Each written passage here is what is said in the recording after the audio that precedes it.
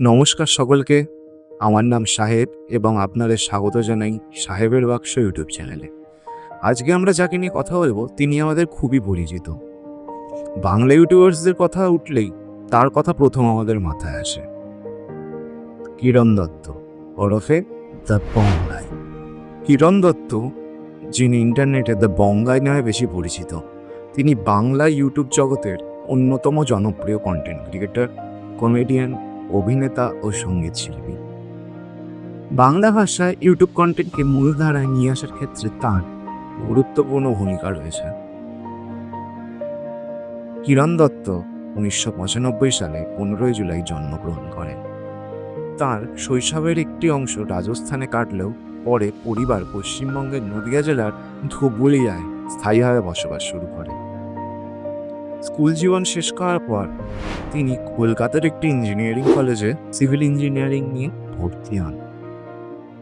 তবে অভিনয়, script writing ও content তৈরির প্রতি আগ্রহের কারণে তিনি সেই পথে পুরোপুরি এগিয়ে যান।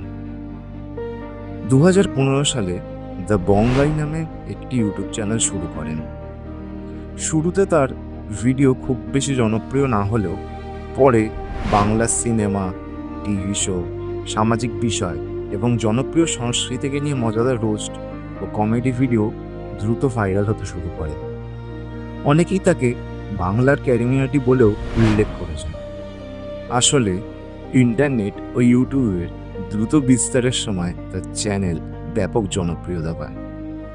অল্প সময়ের মধ্যেই তিনি লক্ষাধিক সাবস্ক্রাইবার অর্জন করেন এবং বাংলা ইউটিউব কমিউনিটির অন্যতম বড় মুখ হয়ে ওঠেন।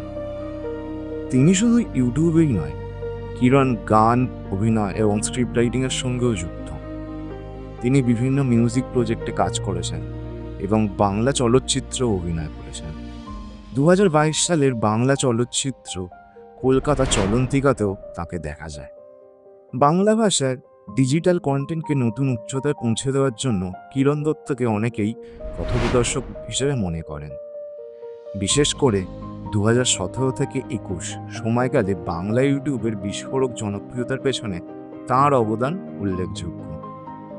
তার রোস্ট, স্কেচ কমেডি ও ব্যঙ্গাত্মক উপস্থাপনা তরুণদের মধ্যে ব্যাপক জনপ্রিয়তা পেয়েছে। এক লাইনে বললে, যখন বাংলার ইউটিউব মাঠে সবাই নেট প্র্যাকটিস করছিল, তখন কিরণ দত্ত ব্যাট নিয়ে 6 মারতে শুরু করে দিয়েছিল। তো আজকের ভিডিওটি এখানেই শেষ হলো। আশা করছি ভিডিওটি আপনাদের ভালো লেগেছে। যদি ভালো লেগে থাকে অবশ্যই লাইক, কমেন্ট, শেয়ার এবং সাবস্ক্রাইব করবেন। এবং আপনারা যদি চান যে আপনাদের প্রিয় কন্টেন্ট ক্রিয়েটরকে নিয়ে আমি ভিডিও বানাই, তাহলে অবশ্যই তার নাম নিচে কমেন্ট বক্সে লিখে পাঠাবেন। অবশ্যই আমি সেটা করার চেষ্টা করব। তো দেখা হচ্ছে আপনাদের সাথে পরের ভিডিওতে। ধন্যবাদ।